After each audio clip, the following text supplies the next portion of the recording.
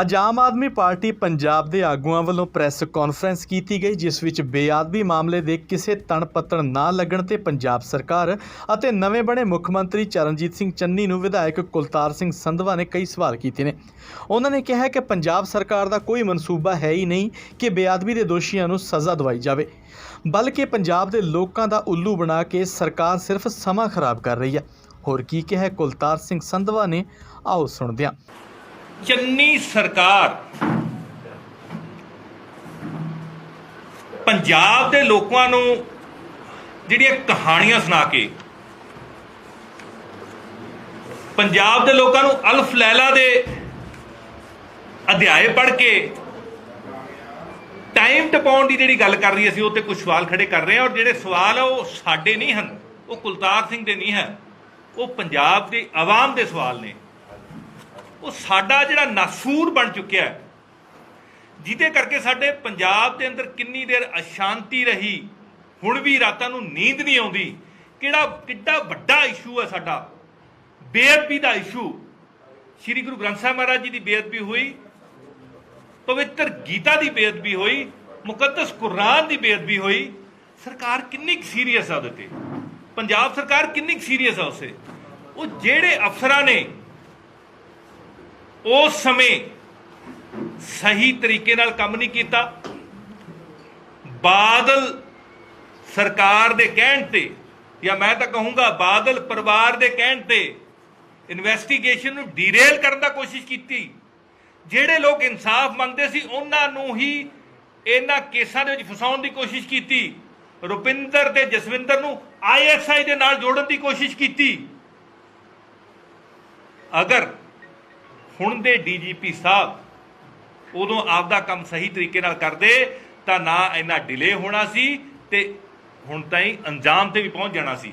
ਔਰ ਜਿਹੜੇ ਅਫਸਰ ਪੋਲੀਟੀਕਲ ਲੋਕਾਂ ਦੇ ਹੱਥ ਠੋਕੇ ਬਣ ਕੇ ਕੰਮ ਕਰਦੇ ਰਹੇ ਆ, ਤੁਸੀਂ ਉਹਨਾਂ ਨੂੰ ਫੇਰ DGP ਲਾਉਣੇ ਹੋ, ਇਹ ਕਿੰਨਾ ਕੁ ਤਰਕਸੰਗਤ ਹੈ। ਉਸ ਤੋਂ ਬਾਅਦ ਸਰਕਾਰ ਦੇ ਬਣੇ ਹੋਏ ਕੇਸ ਨੂੰ ਡਿਫੈਂਡ ਕਰਨਾ ਹੈ ਐਡਵੋਕੇਟ ਜਨਰਲ ਨੇ, ਔਰ ਇਹ ਉਹ ਐਡਵੋਕੇਟ ਜਨਰਲ ਪੰਜਾਬ ਸਰਕਾਰ ਨੇ ਲਾਏ ਹੋਏ ਨੇ ਜਿਨ੍ਹਾਂ ਨੇ ਸਭ ਤੋਂ ਇੰਪੋਰਟੈਂਟ ਕੇਸ ਨੇ ਇਹ ਸਾਡੇ, ਭਾਵੇਂ ਬੇਅਦਬੀ ਦਾ ਕੇਸ ਹੋਵੇ, ਭਾਵੇਂ ਬਾਈਬਲ ਕਲਾ ਗੋਲੀ ਕਾਂਡ ਦਾ ਕੇਸ ਹੋ, ਜਿੱਥੇ ਸ਼ਹੀਦ ਗੁਰਜੀਤ ਸਿੰਘ ਕ੍ਰਿਸ਼ਨ ਭਗਵਾਨ ਸਿੰਘ ਸ਼ਹੀਦ ਹੋਏ ਨੇ, ਜਿੱਥੇ ਸੰਗਤ ਨੂੰ ਹੀ ਫੇਰ ਫਸਾਉਣ ਦੀ ਕੋਸ਼ਿਸ਼ ਕੀਤੀ ਗਈ, ਜਿੱਥੇ ਦੁਆਰਾ ਫਾਲਸ ਐਵੀਡੈਂਸ ਕ੍ਰੀਏਟ ਕੀਤੇ ਗਏ ਕੋਟਕਪੂਰਾ ਗੋਲੀ ਕਾਂਡ ਦੇ ਵੱਲ ਲਈ। ਔਰ ਉਹਨਾਂ ਫਾਲਸ ਐਵੀਡੈਂਸ ਕ੍ਰੀਏਟ ਕਰਨ ਵਾਲੇ ਅਫਸਰਾਂ ਨੂੰ ਸੁਮੇਧ ਸੈਣੀ ਐਂਡ ਕੰਪਨੀ ਨੂੰ ਪ੍ਰੋਪਰਲੀ ਡਿਫੈਂਡ ਕੀਤਾ, ਜਿਨ੍ਹਾਂ ਨੇ ਸਰਕਾਰ ਦੇ ਪੱਖ ਨੂੰ ਕਮਜ਼ੋਰ ਕੀਤਾ।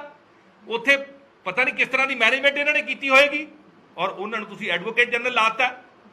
ਸੋ ਇਸ ਤੋਂ ਸਾਡਾ ਦਿਲ ਟੁੱਟਿਆ। ਸਾਨੂੰ ਨਹੀਂ ਲੱਗਦਾ ਕਿ ਪੰਜਾਬ ਸਰਕਾਰ ਬੇਅਦਬੀ ਦੇ ਕੋਈ ਹੱਲ ਤੇ ਪਹੁੰਚਣ ਦੀ ਕੋਸ਼ਿਸ਼ ਕਰ ਰਹੀ ਹੈ। ਨਹੀਂ ਤਾਂ 50 ਲੱਖ ਰੁਪਈਆ ਜਿਹੜਾ ਸ਼ਖਸ ਦੇ ਖਾਤੇ 'ਚ ਆਇਆ ਸੀ ਉਹਦੀ ਮਨੀ ਟ੍ਰੇਲ ਹੀ ਕੱਢ ਲੈਂਦੇ, ਕਿਉਂਕਿ ਉਸ ਸ਼ਖਸ ਨੇ ਸਾਡੇ ਸ਼੍ਰੀ ਨਰੇਸ਼ ਯਾਦਵ ਜਿਹੜੇ ਆਨਰੇਬਲ MLA ਨੇ ਦਿੱਲੀ ਦੇ, ਉਹਨਾਂ ਤੇ ਕੁਰਾਨ ਸ਼ਰੀਫ ਦੀ ਬੇਅਦਬੀ ਕਰਨ ਦਾ ਝੂਠਾ ਇਲਜ਼ਾਮ ਲਾਇਆ ਸੀ। ਇਹ ਸਰਕਾਰ ਬਿਲਕੁਲ ਸਹਿਮਤ ਨਹੀਂ, ਨਾ ਬਿਲਕੁਲ ਸੀਰੀਅਸ ਨਹੀਂ ਹੈ, ਨਾ ਤਾਂ ਹੁਣ ਵਾਲੀ ਸਰਕਾਰ ਤੇ ਨਾ ਹੀ ਬਾਦਲ ਸਰਕਾਰ। ਸਾਨੂੰ ਤਾਂ ਇਹ ਲੱਗਦਾ ਵੀ ਹਜੇ ਤੱਕ ਵੀ ਬਾਦਲਾਂ ਦੀ ਸਰਕਾਰ ਹੀ ਚੱਲ ਰਹੀ ਹੈ, ਕਿਉਂਕਿ ਉਹਨਾਂ ਦੇ ਕੀਤੇ ਹੋਏ ਕਾਲੇ ਕਾਰਨਾਮਿਆਂ ਤੇ ਕੋਈ ਐਕਸ਼ਨ ਹੀ ਨਹੀਂ ਲੈ ਰਹੇ। ਨੰਬਰ 2, ਸਾਡਾ ਸਭ ਤੋਂ ਵੱਡਾ ਇਸ਼ੂ ਬੇਰੁਜ਼ਗਾਰੀ ਹੈ ਪੰਜਾਬ ਦਾ। ਔਰ ਪੰਜਾਬ ਸਰਕਾਰ, ਕਾਂਗਰਸ ਸਰਕਾਰ ਤਾਂ ਵਾਅਦਾ ਕਰਕੇ ਆਈ ਸੀ ਘਰ ਘਰ ਨੌਕਰੀ ਦੇਣ ਦਾ। 4.5 ਸਾਲ ਚੰਨੀ ਸਾਹਿਬ ਤੁਸੀਂ, ਤੁਹਾਡੀ ਸਰਕਾਰ ਰਹੀ ਕਾਂਗਰਸ ਦੀ, 4.5 ਸਾਲ ਕੀ ਤੁਸੀਂ ਇਸ ਬਾਰੇ ਘਰ ਘਰ ਨੌਕਰੀ ਦੇਣ ਵਾਸਤੇ ਕੰਮ ਕੀਤਾ? ਉਹਦੇ ਵਾਸਤੇ ਕਦੋਂ ਤੁਸੀਂ ਵਾਈਟ ਪੇਪਰ ਜਾਰੀ ਕਰੋਗੇ ਕਿ ਕਿੰਨੇ ਸਾਡੇ ਬੇਰੁਜ਼ਗਾਰ ਹੋਰ ਹੋ ਗਏ ਨੇ, ਕਿੰਨੇ ਰੁਜ਼ਗਾਰ ਬੰਦ ਹੋ ਗਏ ਨੇ? ਤੇ ਫਿਰ ਤੁਸੀਂ ਬੇਰੁਜ਼ਗਾਰੀ ਭੱਤਾ ਦੇਣ ਦੀ ਗੱਲ ਵੀ ਕੀਤੀ ਸੀ। ਕਿੱਥੇ ਆ ਉਹ 2500 ਰੁਪਏ ਬੇਰੁਜ਼ਗਾਰੀ ਭੱਤਾ? ਤੁਸੀਂ ਕਿਉਂ ਨਹੀਂ ਉਹਦੀ ਗੱਲ ਕਰਦੇ?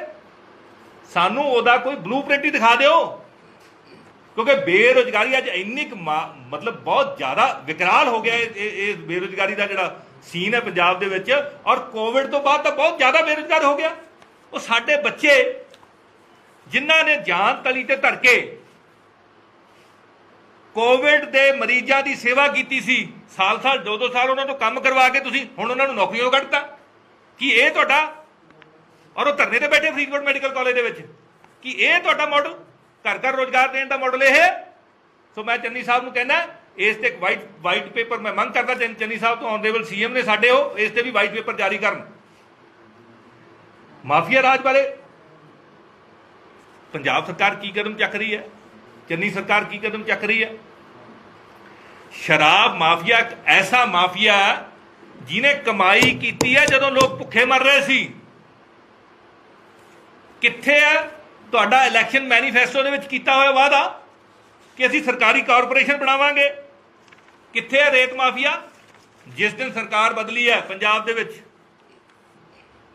ਜਾਂ ਤਾਂ 17 ਵੇਲੇ ਜਦੋਂ ਸਰਕਾਰ ਬਦਲੀ ਸੀ ਉਦੋਂ ਰਾਤ ਨੂੰ ਬੰਦ ਹੋਏ ਸੀ ਟਿੱਪਰ ਚੱਲਣੇ ਬਾਦਲਾਂ ਦੀਆਂ ਬੱਸਾਂ, ਤੇ ਜਾਂ ਜਿਸ ਦਿਨ ਚੰਨੀ ਸਰਕਾਰ ਨੇ ਸਹੁੰ ਲੈਣੀ ਸੀ ਉਸ ਦਿਨ ਬੰਦ ਹੋਏ ਸੀ। ਲੇਕਿਨ ਉਸ ਤੋਂ ਬਾਅਦ ਹੋਰ ਜ਼ੋਰ ਸ਼ੋਰ ਨਾਲ ਚੱਲ ਪਿਆ ਰੇਤ ਮਾਫੀਆ, ਤੁਹਾਡਾ ਹੋਰ ਜ਼ੋਰ ਸ਼ੋਰ ਨਾਲ ਚੱਲ ਰਿਹਾ, ਔਰ ਰੇਤਾ ਪਹਿਲਾਂ ਨਾਲੋਂ ਵੀ ਮਹਿੰਗਾ ਹੋ ਗਿਆ। ਸੋ ਚੰਨੀ ਸਾਹਿਬ, ਕਿੱਥੇ ਗਈ ਤੁਹਾਡੀ ਜਿਹੜੀ ਮਾਈਨਿੰਗ ਕਾਰਪੋਰੇਸ਼ਨ ਬਣਾਉਣ ਦਾ ਵਾਅਦਾ? ਕਿੱਥੇ ਗਿਆ ਤੁਹਾਡਾ ਲੀਕਰ ਕਾਰਪੋਰੇਸ਼ਨ ਬਣਾਉਣ ਦਾ ਵਾਅਦਾ? ਸਿੱਧੂ ਸਾਹਿਬ, ਕਿਹੜੀਆਂ ਗੱਲਾਂ ਕਰਦੇ ਹੋ ਤੁਸੀਂ? ਇਹ ਵਾਅਦੇ ਪੂਰੇ ਹੋਣੇ ਚਾਹੀਦੇ ਨੇ। ਕਿਸਾਨਾਂ ਤੇ ਖੇਤ ਮਜ਼ਦੂਰਾਂ ਦੀ ਜਿਹੜੀ ਸੰਪੂਰਨ ਕਰਜ਼ਾ ਮਾਫੀ ਦੀ ਤੁਸੀਂ ਗੱਲ ਕੀਤੀ ਸੀ, ਔਰ ਉਹਦੇ ਕਰਕੇ ਕਿਸਾਨਾਂ ਦਾ ਜਿਹੜਾ ਟਰੈਕ ਰਿਕਾਰਡ ਖਰਾਬ ਹੋ ਗਿਆ ਲੋਨ ਦਾ। ਜਿੱਥੇ ਉਹਨਾਂ ਨੂੰ 3% ਸਬਸਿਡਾਈਜ਼ ਲੋਨ ਮਿਲਦਾ ਸੀ, ਉਹਦੇ ਲਈ ਵੀ ਐਲੀਜੀਬਿਲਟੀ ਖਤਮ ਹੋ ਗਈ। ਲੋਕ ਡਿਫਾਲਟਰ ਹੋ ਗਏ। ਤੁਸੀਂ ਕਿਸ ਤਰ੍ਹਾਂ ਸਿਰੇ ਲਾਓਗੇ? ਕਿਹੜੇ ਖੇਤ ਮਜ਼ਦੂਰ ਦੀ ਤੁਸੀਂ ਕਰਜ਼ਾ ਮਾਫੀ ਕੀਤੀ ਹੈ? ਕਿੰਨਿਆਂ ਦੀ ਕੀਤੀ ਹੈ? ਪੰਜਾਬ ਸਰਕਾਰ ਤੋਂ ਅਸੀਂ ਮੰਗ ਕਰਦੇ ਹਾਂ, ਚੰਨੀ ਸਰਕਾਰ ਤੋਂ, ਕਿ ਤੁਸੀਂ ਇਲੈਕਸ਼ਨ ਮੈਨੀਫੈਸਟੋ ਨਾ ਪੜ੍ਹੀ ਜਾਓ। ਹੁਣ ਹਾਲੇ ਵੀ ਤੁਹਾਡੇ ਕੋਲ ਸਮਾਂ ਹੈ। ਅਰਵਿੰਦ ਕੇਜਰੀਵਾਲ ਜੀ ਨੇ 49 ਦਿਨ ਦੀ ਸਰਕਾਰ ਦੇ ਵਿੱਚ ਇਸ ਤਰ੍ਹਾਂ ਦੇ ਕੀਰਤੀਮਾਨ ਸਥਾਪਿਤ ਕਰਤੇ ਸੀ ਕਿ ਦਿੱਲੀ ਦੇ ਲੋਕ, ਉਹਨਾਂ ਦੀ ਜ਼ਿੰਦਗੀ, ਕਰਪਸ਼ਨ ਬਿਲਕੁਲ ਖਤਮ ਹੋ ਗਈ ਸੀ ਦਿੱਲੀ ਦੇ ਵਿੱਚੋਂ। ਸੋ ਤੁਸੀਂ ਵੀ ਮਾਡਲ ਬਣਾ ਸਕਦੇ ਹੋ, ਲੇਕਿਨ ਤੁਹਾਡੀ ਨਾ ਤਾਂ ਤੁਹਾਡੀ ਨੀਅਤ ਹੈ, ਨਾ ਹੀ ਤੁਹਾਡੇ ਕੋਲੇ ਨੀਤੀ ਹੈ। ਅਗਰ ਹੈ ਤਾਂ ਕਿਰਪਾ ਕਰਕੇ ਤੁਸੀਂ ਪੰਜਾਬ ਦੇ ਲੋਕਾਂ ਨੂੰ ਦੱਸੋ, ਅਸੀਂ ਸਭ ਤੋਂ ਵੱਧ ਸਵਾਗਤ ਕਰਾਂਗੇ ਤੁਹਾਡਾ। ਔਰ ਮੈਂ ਬੇਨਤੀ ਕਰਦਾ, ਜੇ ਤੁਸੀਂ ਨਹੀਂ ਕਰਨਾ ਨਾ ਕਰਜ਼ਾ ਮਾਫੀ, ਸੰਪੂਰਨ ਕਰਜ਼ਾ ਮਾਫੀ, ਸਾਡੇ ਪੰਜਾਬ ਦੇ ਕਿਸਾਨਾਂ ਦੀ ਜਿਹੜੇ ਆਤਮ ਹੱਤਿਆ ਕਰ ਰਹੇ ਆ, ਮੰਡੀਆਂ 'ਚ ਰੁਲ ਰਹੇ ਆ, ਅੱਜ ਵੀ ਫਸਲ ਨਹੀਂ ਵਿਕ ਰਹੀ, ਝੋਨੇ ਦੀ ਫਸਲ ਰੁਲ ਰਹੀ ਹੈ, ਅਗਲੀ ਫਸਲ ਵਾਸਤੇ DAP ਨਹੀਂ ਮਿਲ ਰਹੀ। ਜੇ ਤੁਸੀਂ ਉਹਨਾਂ ਦੀ ਕਰਜ਼ਾ ਮਾਫੀ ਨਹੀਂ ਨਾ ਕਰਨੀ, ਜੇ ਤੁਸੀਂ ਖੇਤ ਮਜ਼ਦੂਰਾਂ ਦੀ ਕਰਜ਼ਾ ਮਾਫੀ ਨਹੀਂ ਕਰਨੀ, ਤਾਂ ਕਮ ਸੇ ਕਮ ਮਾਫੀ ਤਾਂ ਮੰਗ ਲਓ, ਖੁਦ ਤਾਂ ਮਾਫੀ ਮੰਗ ਲਓ ਕਿ ਅਸੀਂ ਤੁਹਾਨੂੰ ਗੁੰਮਰਾਹ ਕੀਤਾ ਸੀ। ਅਸੀਂ ਵੀ ਅਮਿਤ ਸ਼ਾਹ ਵਾਂਗੂ, ਮੋਦੀ ਸਾਹਿਬ ਵਾਂਗੂ ਜੁਮਲੇ ਦਿੱਤੇ ਸੀ, ਔਰ 4.5 ਸਾਲ ਦੇ ਵਿੱਚ ਤੁਸੀਂ ਕਿੰਨਾ ਕੁ ਕਰਜ਼ਾ ਮਾਫ ਕੀਤਾ, ਇਹਦੇ ਲਈ ਵੀ ਪੰਜਾਬ ਦੇ ਲੋਕਾਂ ਨੂੰ ਬਿਲਕੁਲ ਦੱਸੋ। ਔਰ ਕਿਹੜੇ ਕਿਹੜੇ ਘਰ ਜਿੱਥੇ 70 ਵਛੇ ਨੇ, ਉਹਨਾਂ ਨੂੰ ਤੁਸੀਂ ਕਿਹੜਾ ਦਾ ਕੋਈ ਫਾਇਦਾ ਕੀਤਾ, ਅੱਗੇ ਤੋਂ ਖੁਦਕੁਸ਼ੀਆਂ ਨਾ ਹੋਣ, ਇਹਦੇ ਲਈ ਤੁਸੀਂ ਕੀ ਕਦਮ ਚੁੱਕੇ ਜਾਨੀ ਸਾਹਿਬ, ਇਹ ਵੀ ਕਾਈਂਡਲੀ ਸਾਨੂੰ ਤੁਸੀਂ ਦੱਸੋ।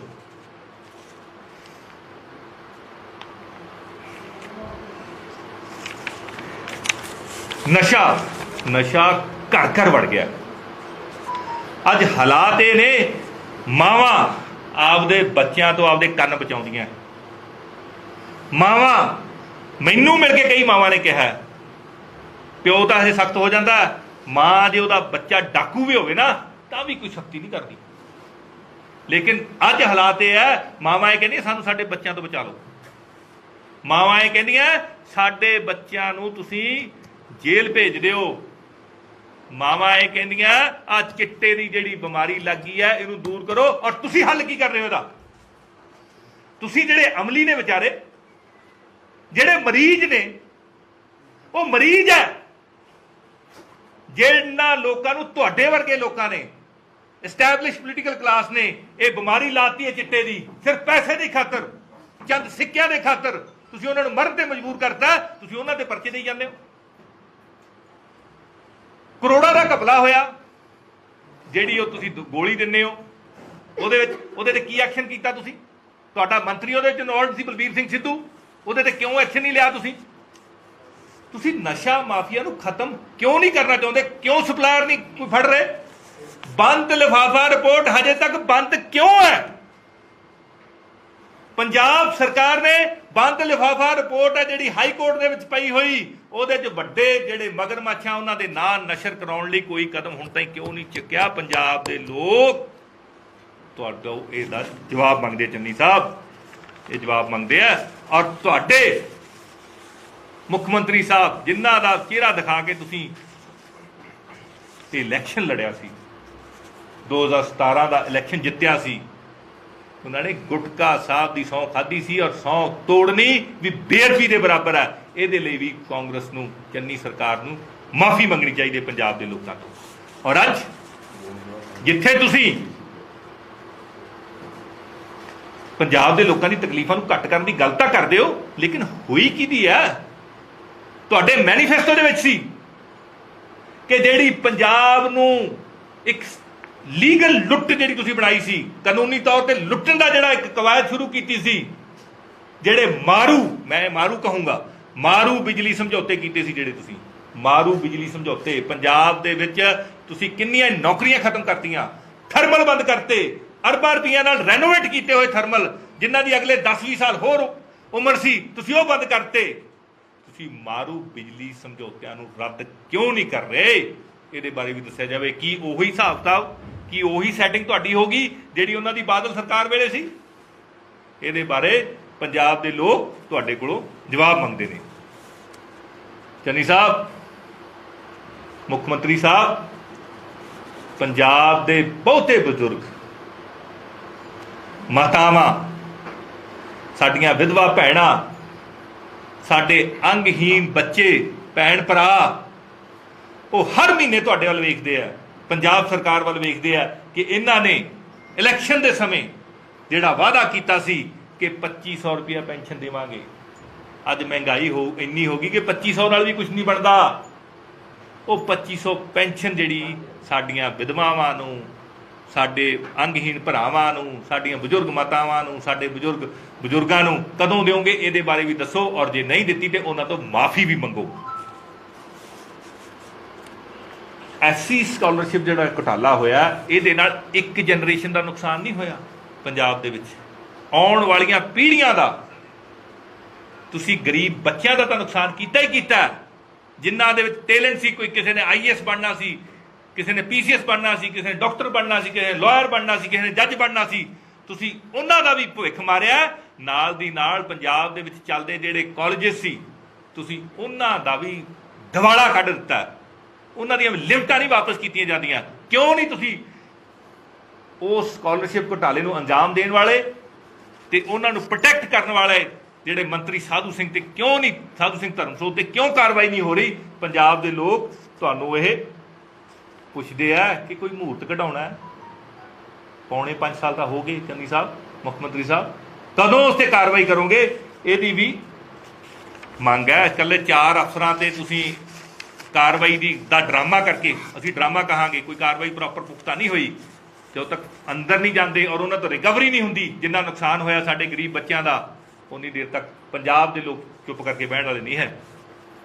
ਤੁਸੀਂ ਸਰਕਾਰੀ ਕਰਮਚਾਰੀ ਤੇ ਪੈਨਸ਼ਨਰਾਂ ਨਾਲ ਕਿੱਡੇ ਵੱਡੇ ਧੋਖੇ ਕੀਤੇ। ਉਹਨਾਂ ਦੇ ਬਕਾਏ ਨਹੀਂ ਦਿੱਤੇ, DA ਦੀਆਂ ਕਿਸ਼ਤਾਂ ਨਹੀਂ ਦਿੱਤੀਆਂ। ਇਹ ਕਦੋਂ ਤੱਕ ਹੋ ਜਾਏਗਾ? ਇਹਦਾ ਐਡੇ ਵੱਡਾ ਧੋਖਾ ਕੀਤਾ, ਐਡਾ ਵੱਡਾ ਧਰੋ ਕਮਾਇਆ। ਅੱਜ ਤਾਈਂ ਕਿਸੇ ਵੀ ਸਰਕਾਰ ਨੇ ਐਡਾ ਧਰੋ ਨਹੀਂ ਕਮਾਇਆ ਸੀ ਜਿੰਨਾ ਕਾਂਗਰਸ ਸਰਕਾਰ ਨੇ ਪੰਜਾਬ ਦੇ ਮੁਲਾਜ਼ਮਾਂ ਦੇ ਨਾਲ ਜਿਹੜਾ ਧਰੋ ਕਮਾਇਆ।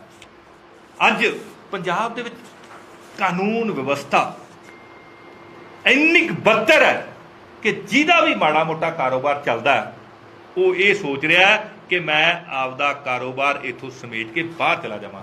ਮੇਰੇ ਕੋਟਕਪੂਰੇ ਦੇ ਵਿੱਚ ਹੀ, ਫਰੀਦਕੋਟ ਦੇ ਵਿੱਚ ਹੀ ਕਿੰਨੇ ਲੋਕਾਂ ਨੂੰ ਫਰੋਤੀ ਮੰਗਣ ਦੀਆਂ ਕਾਲਸ ਆ ਗਈਆਂ। ਤੁਹਾਡੀ ਲਾਅ ਐਂਡ ਆਰਡਰ ਕਿਉਂ ਠੀਕ ਨਹੀਂ ਕਰ ਰਹੇ? ਇਹਦੇ ਪਿੱਛੇ ਕੀ ਕਾਰਨ ਹੈ ਚੰਨੀ ਸਾਹਿਬ? ਕਿਉਂਕਿ ਵਪਾਰੀ ਤੇ ਕਾਰੋਬਾਰੀ ਪੰਜਾਬ ਦੇ ਵਿੱਚ ਆਉਣਗੇ ਕਿੱਥੋਂ? ਇੱਥੋਂ ਦਾ ਜਿਹੜੇ ਪਹਿਲਾਂ ਹੈਗੇ ਨੇ ਉਹ ਭੱਜਣ ਨੂੰ ਫਿਰਦੇ ਨੇ। ਉਹ ਇਸ ਕਰਕੇ ਕਿਉਂਕਿ ਤੁਸੀਂ ਸਰਕਾਰ ਦੇ ਵਿੱਚ ਸਿਰਫ ਕੁਰਸੀ ਦੀ ਖੇਡ ਰਹੇ ਹੋ। ਕਿਹਨੂੰ ਬਣਾਉਣਾ ਹੈ, ਕਿਹਨੂੰ ਲਾਉਣਾ ਹੈ, ਪੰਜਾਬੀਆਂ ਬਾਰੇ, ਲਾਅ ਐਂਡ ਆਰਡਰ ਐਸਟੈਬਲਿਸ਼ ਕਰਨ ਬਾਰੇ, ਕੰਮ ਕਿਵੇਂ ਚਲਾਉਣੇ ਆ, ਇਹਦੇ ਬਾਰੇ ਤਾਂ ਕਦੇ ਕੋਈ ਤੁਸੀਂ ਡਿਸਕਸ਼ਨ ਕੀਤੀ ਨਹੀਂ ਚੰਨੀ ਸਾਹਿਬ। ਇਹਦੇ ਨਾਲ ਪੰਜਾਬ ਦੇ ਲੋਕਾਂ ਦਾ ਦਿਲ ਟੁੱਟਿਆ। ਔਰ ਚੰਨੀ ਸਾਹਿਬ ਮੈਂ ਬੇਨਤੀ ਕਰਨੀ ਚਾਹੁੰਦਾ, ਕਿਉਂਕਿ ਇਹ ਬੜੇ ਵੱਡੇ ਮੁੱਦੇ ਨੇ, ਹੋਰ ਵੀ ਬਹੁਤ ਮੁੱਦੇ ਨੇ। ਅੱਜ ਸਾਡੇ ਸਾਹਮਣੇ ਪਰਲ ਦਾ ਮੁੱਦਾ ਉੱਥੇ ਹੀ ਖੜਾ। ਤੁਸੀਂ ਕਿਉਂ ਨਹੀਂ ਕਾਰਵਾਈ ਕੀਤੀ ਉੱਥੇ? ਜਦੋਂ ਲੋਧਾ ਕਮਿਸ਼ਨ ਨੇ, ਸੁਪਰੀਮ ਕੋਰਟ ਨੇ ਤੁਹਾਨੂੰ ਡਾਇਰੈਕਸ਼ਨਾਂ ਦਿੱਤੀਆਂ ਹੋਈਆਂ ਕਿ ਉਹ ਜ਼ਮੀਨਾਂ ਡਿਸਪੋਜ਼ ਕੀਤੀਆਂ ਜਾਣ, ਕਿਉਂ ਨਹੀਂ ਕਰ ਰਹੇ ਤੁਸੀਂ? ਸੋ ਇਹਨਾਂ ਸਾਰੇ ਮੁੱਦਿਆਂ ਨੂੰ ਅਗਰ ਤੁਸੀਂ ਹੱਲ ਕਰਨਾ ਚਾਹੁੰਦੇ ਹੋ ਤੇ ਵਿਧਾਨ ਸਭਾ ਦਾ ਸੈਸ਼ਨ ਬੁਲਾਓ ਔਰ ਇਹਦਾ ਟਾਈਮ ਬਾਉਂਡ ਹੱਲ ਕਰੋ। ਜੇ ਹੱਲ ਕਰੋਗੇ ਤਾਂ ਪੰਜਾਬ ਦੇ ਲੋਕ ਇਸ ਨੂੰ ਤਸਲੀਮ ਵੀ ਕਰਨਗੇ, ਅਗਰ ਨਹੀਂ ਕਰੋਗੇ ਤਾਂ ਪੰਜਾਬ ਦੇ ਲੋਕਾਂ ਨੇ ਤੁਹਾਨੂੰ ਮਾਫ ਨਹੀਂ ਕਰਨਾ। ਔਰ ਕਾਂਗਰਸ ਸੈਸ਼ਨ ਤੋਂ ਕਿਉਂ ਭੱਜ ਰਹੀ ਹੈ? ਪੰਜਾਬ ਸਰਕਾਰ ਅੱਜ ਵਿਧਾਨ ਸਭਾ ਦਾ ਸੈਸ਼ਨ ਬੁਲਾਉਣ ਤੋਂ ਭੱਜ ਰਹੀ ਹੈ।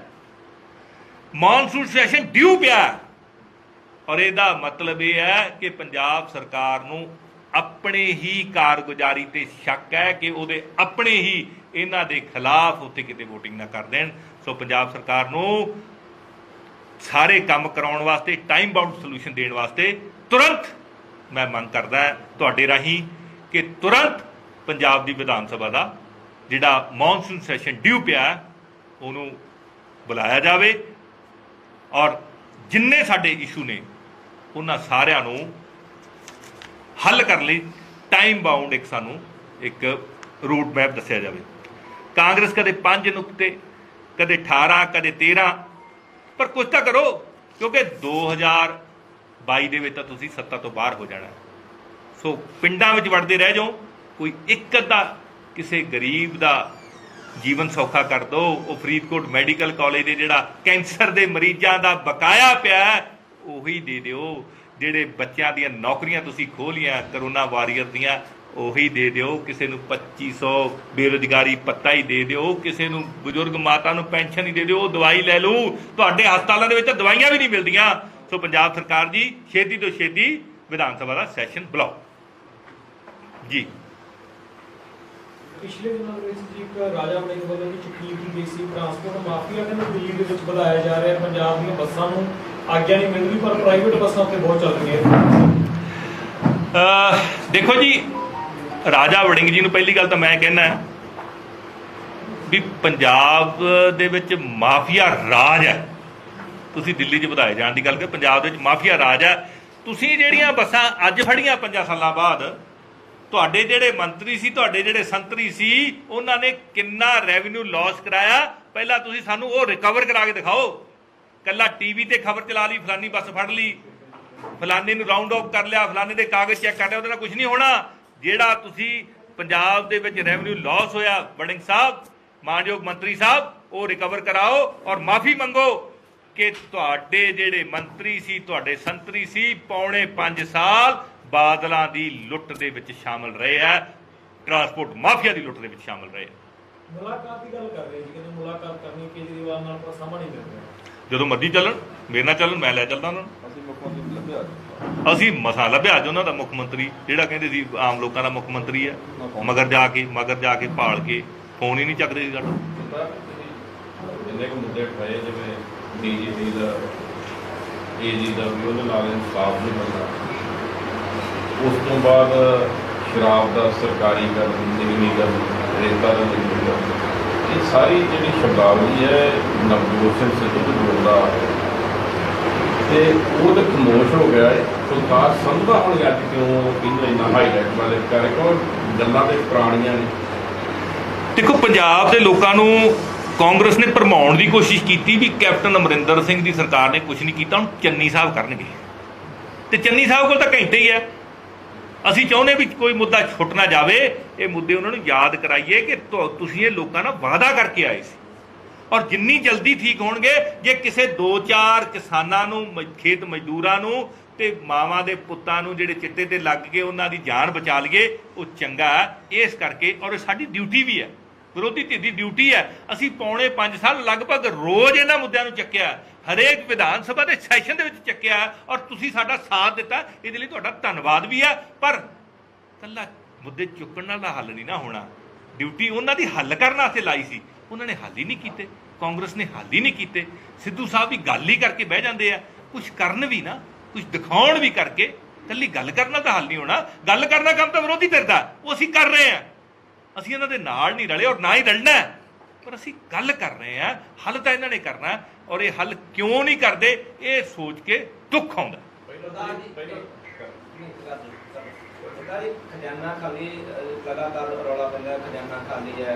ਸੀਐਮ ਕਹਿ ਰਹੇ ਨੇ ਕੋਈ ਖਜ਼ਾਨਾ ਖਾਲੀ ਨਾ ਸੀ ਤੇ ਨਾ ਹੈ। ਇਹਦਾ ਮਤਲਬ ਪੰਜਾਬ ਦੇ ਲੋਕਾਂ ਨਾਲ ਪਿਛਲੇ 4.5 ਸਾਲਾਂ ਦੇ ਨਾਲ ਗੁੰਮਰਾਹ ਕੀਤਾ ਗਿਆ ਖਜ਼ਾਨਾ ਖਾਲੀ ਦੇ ਨਾਮ ਤੇ। मैं तो कहना भी 70 साल ही गुमराह किया गया। ਜਦੋਂ ਇਲੈਕਸ਼ਨ ਆਉਂਦੇ ਉਦੋਂ ਖਜ਼ਾਨਾ ਭਰਦਾ, ਜਦੋਂ ਇਲੈਕਸ਼ਨ ਲੰਘ ਜਾਂਦਾ ਉਦੋਂ ਖਿਲਾਫ, ਜਦੋਂ ਲੋਕਾਂ ਨੂੰ ਦੇਣਾ ਹੁੰਦਾ ਕੁਝ ਉਦੋਂ, ਜਦੋਂ ਇਹਨਾਂ ਨੇ ਵੋਟਾਂ ਲੈਣੀਆਂ ਉਦੋਂ ਖਜ਼ਾਨਾ ਭਰ ਜਾਂਦਾ। ਸੋ ਇਹ ਧੋਖਾ ਕੀਤਾ ਗਿਆ ਪੰਜਾਬ ਦੇ ਲੋਕਾਂ ਨਾਲ। ਹੁਣ ਵੀ ਧੋਖਾ ਕਰ ਰਹੇ, ਹੁਣ ਵੀ ਅਨਾਉਂਸਮੈਂਟਾਂ ਹੀ ਕਰ ਰਹੇ ਆ। ਗਰਾਊਂਡ ਤੇ ਕੀ ਹੋਣਾ ਉਹਦੇ ਬਾਰੇ ਕੁਝ ਕਿਹਾ ਨਹੀਂ ਜਾ ਸਕਦਾ। ਬੇਅਦਬੀ ਕਾਂਡ ਬਾਰੇ ਕੈਪਟਨ ਸਰਕਾਰ ਦੇ ਹੀ ਦੋਸ਼ ਲਾਉਂਦੇ ਕਿ ਬਾਦਲ ਨਾਲ ਰਹੇ ਆ, ਜਿਹਦੇ ਕਰਕੇ ਇਹ ਦੋਸ਼ੀਆਂ ਨੂੰ ਨਹੀਂ ਫੜਦੇ। ਹੁਣ ਚਰਨਜੀਤ ਚੰਨੀ ਉਹਨਾਂ ਤੋਂ ਤੁਹਾਡਾ ਐਲੀਗੇਸ਼ਨ ਹੈ ਕਿ ਡੀਜੀਪੀ ਵੀ ਉਹੀ ਲਾਤਾ, ਏਜੀ ਵੀ ਉਹੀ ਲਾਤਾ ਜਿਹੜਾ ਦੋਸ਼ੀਆਂ ਨੂੰ ਪ੍ਰੋਟੈਕਟ ਕਰਦਾ ਰਿਹਾ। ਕਿ ਚੰਨੀ ਸਾਹਿਬ ਵੀ ਬਾਦਲਾਂ ਨਾਲ ਲੜਦੇ? ਜੇ ਡੀਜੀਪੀ ਇਹੀ ਰਹਿੰਦਾ, ਐਡਵੋਕੇਟ ਜਨਰਲ ਇਹੀ ਰਹਿੰਦਾ, ਤਾਂ ਬਿਲਕੁਲ ਪੰਜਾਬ ਦੇ ਲੋਕ ਇਹ ਸਮਝਣਗੇ ਕਿ ਇਹ ਵੀ ਉਸੇ ਰਾਹ ਹੀ ਤੁਰ ਪਏ ਆ। ਪੰਜਾਬ ਨੂੰ ਬਰਬਾਦ ਕਰਨ ਵਾਲੇ ਬਾਦਲ ਪਰਿਵਾਰ ਦੇ ਨਾਲ ਇਹ ਵੀ ਰੁਲ ਗਏ। यूपी इलेक्शन को लेके जी सिंघू बोर्ड हत्याकांड को लेकर आप क्या कहना चाहेंगे, जिसमें निगम सिंघू के द्वारा एक दलित की हत्या कर दी गई? देखिए, पहली बात तो ये है जिसकी हत्या की गई वो निहंग सिंह बाणे में था और निहंग सिंह द्वारा हुई है। और सिख धर्म में जो जिसको आप दलित बोलते हैं उसको सबके बराबर पेडेस्टल पर बिठाया जाता है। सिख धर्म में कोई दलित नहीं होता, कोई स्वर्ण नहीं, सभी बराबर। लेकिन मुद्दा बनाया जा रहा है राजनीतिक पार्टियों के द्वारा। राजनीतिक पार्टी जो बीजेपी है, बीजेपी का तो सिस्टम ही ये है कि कोई भी जब जनतक मांग उठती है, चाहे संविधान को बचाने की बात हो, देश को बचाने की बात हो, किसी कारोबार की बचाने की बात हो, पर्यावरण को बचाने की बात हो, तो उसको ये या तो पाकिस्तान से जोड़ देते हैं या किसी धर्म विशेष से जोड़ देते हैं और उस आंदोलन को तोड़ने की कोशिश करते हैं। आज कुछ फोटोग्राफी दिखाई दी हैं जिसमें कुछ लोग जिनका रोल पंजाब में और देश में ठीक नहीं रहा, उनकी फोटोग्राफी उनके साथ शामिल हुई है। मुझे लगता है ये बहुत बड़ी साजिश बीजेपी द्वारा की जा रही है। इसको सुप्रीम कोर्ट का अगर कोई सिटिंग जज इसकी इंक्वायरी करे तो हमें बहुत से इससे क्लू निकल सकते हैं। हो सकता है जो बीजेपी और अकाली दल की सरकार के समय में जो पंजाब में आग लगाने की कोशिश की गई थी, पंजाब के लोगों को मरवाने की कोशिश की गई थी, मुकद्दस कुरान की बेअदबी की गई थी, पवित्र गीता की बेअदबी की गई थी, श्री गुरु ग्रंथ साहब महाराज जी की बेअदबी की गई थी, उसके पीछे भी कोई ना कोई बड़ा चाल हो, क्योंकि उस समय भी किसान आंदोलन पंजाब में जोर पकड़ रहा था।